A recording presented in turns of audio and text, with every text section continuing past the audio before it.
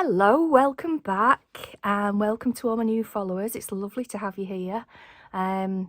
This is a new journey for me. I've never done the Roxy challenge before. I've always admired all the beautiful work that I've seen popping up everywhere on Facebook and Pinterest. Lots of them are pinned on my boards. So I've made my mind up this year that I was going to take a little time out for me and do some stitching. I learned to embroider with my nana when I was very little, but I've not done any of it since. This is not embroidery, this is just stitching. It's just painting with fibres and adding bits and pieces of doilies. I love vintage textiles, doilies, ribbons, lace. I like beautiful things. I collect lots of things from charity shops, Facebook Marketplace, great place to pick up bundles of threads that are part used or new, or just have a hunt. The fun is in the hunt for the goodies. Everything else bits and pieces that I've used from home. My journey started with a piece of calico from a canvas tote bag, and I've added pieces of lace that have been gifted, embroidered, bits and pieces, beaded. There's a piece of batik in the background, which is, it's a magnet for hair and fluff, but it's beautiful, so it stays. Last time I'd got the garden done, the little veggie patch, and I'd done the bamboo, I think they call it is it a bamboo wigwam for growing beans and things up. So I've added, I'll come as close as I can, I've added some stitches. I didn't like what I'd done. I decided I'd done way too many stitches. So I went in and I snipped quite a few of them because they were just long stitches wrapped around the bamboo, not skewers, are they? There for kebabs. The bamboo canes. And I was about to pull them out and I thought, you know what? They look like the runners off beans. So I've left them and they're not going to go anywhere. And then I've added beads, just little rows of beads in different lengths. I think the maximum I did were 5, so they're between 3 and 5, just to look like little sparkly beans growing up there. So actually managed to finish that, and I've made a start on the greenhouse. So I'm using the same technique, or a very similar technique, to how I did the gate. And a lot of people have asked me how I did the gate, so I thought I'd just show you just a little bit of it, because it's just so simple. What I started with, because the background was quite dark, and I'm so glad the girls pulled up this theme. At this area, I purposely did darker colours, hoping we would get some kind of building or structure to go over the top of it. And when they said greenhouse or shed, I just, yes, thank you, girls. So I started off with a piece of foil, and it's a very, very light, you won't see it, I've left the other piece downstairs, very, very light grey. You might just see the sheen on there. And it just faded into the background. So I decided that it needed something else behind. So I've basically used a piece of old white work shirt, and I've cut out the shape of the greenhouse. It's just a basic house shape. So I stitched the white cotton down first of all, just with a small stitch, and then I put the voile over the top. I couldn't make my mind up whether I wanted 2 layers or 1, but I decided 2 layers made it look a little bit too grey. 1 layer gives it a little sheen, so it gives the illusion of it being a glass house. And I've just basically done the same thing, stitched around the edge, and then I went in and trimmed the edges off. It overlaps, there are scruffy bits, but that's all part and parcel of the charm for me.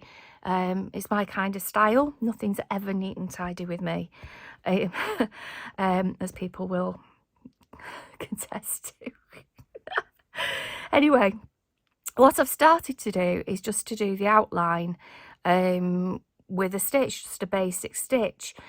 There's a little bit of back stitching, and every now and again by accident there's what's called a split stitch, which you probably do, but you don't realise that you're doing it at the time.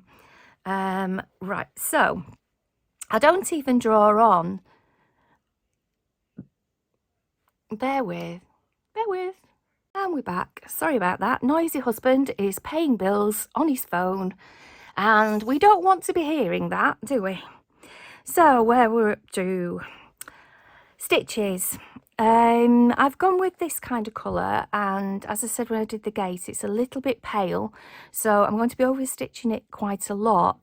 And then as with the gate, I'm going to go back in and I'm going to do some edges with this purpley colour here, just to give a little more definition so it doesn't get lost in the background. So basically, I'll just show you quickly. It's kind of, I don't know, it's like a biscuity kind of colour, but to me, this is an old greenhouse. It's wooden, it's rickety, well loved. So, right, I'm just going to flip my work around. Oh, completely, there goes the light. Oops. Do you know, it's one of those days. Today is one of those days. Come on, stand up. Thank you. Let's try again. When it goes wrong, it all goes wrong, doesn't it? So, you know, I'm candid at sewing on screen. I'm going to take quite a long, I've anchored my thread underneath first of all, and I'm going to take a stitch down into there. And all I'm going to do is just to go back a little bit of the way. I don't go all the way back to the beginning, because then you've got a load of thread on the back, and I'm tight with my thread. I want it to last. So go forward again, down again, back up. If it hits the middle of the stitch, you've done a split stitch. That is actually a stitch, an embroidery stitch. This is just a back stitch. So you're going forward and then you're going back on yourself. I'm no expert. There are ladies out there that are amazing and have great explanations, but this is just my quick way of outlining the wooden pieces of both the fence and now the greenhouse. And then what I do, I just keep on going until I've built up the sections to several layers, and that's it. It's so easy. Let's turn around. Very, very simple. If you're not sure about where you're going, you can draw on there first of all. You can draw very lightly with a pencil, because you are going to cover it up with your stitches. So, you know, a brown coloured pencil. Let's put that thread out of the way. And that's it. So basically what I did, I've gone round the outside with just one row of stitches, and see one row here and one row here and here. And then I'm just going to go back in and I'll do the same thing again. Maybe I'll go over once more, maybe I'll go over twice more. And I'll just build up the framework of the greenhouse. And that's how simple that is.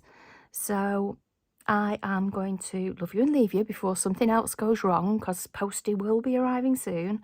And yeah, I'm going to plod on with this today, and then I will be back and show you where I've got up to.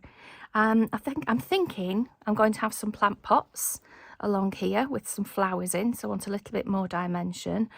And I am definitely going to be expanding this. It's definitely going to have another panel added on. So I don't know how long it will be, but I did say in the beginning this was 2 pieces I'd sewn together.